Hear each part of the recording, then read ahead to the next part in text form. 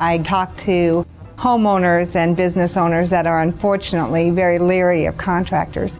And it's not unusual that they just don't trust anybody. They've just had problems over the years. We just want all of our customers to understand that we are not that company. We are a different company. We really care about our homeowners. We answer the phone. We call them continuously through a project to make sure that they're happy, that there aren't any questions that they have. We're there for them if they do have a problem. We just want our homeowners' experience to be different. We want them to understand that you can trust a company, that there are companies out there that really will do what they say they're going to do, when we say we're going to do it, and how we said we would, and that we'll be there for you down the road.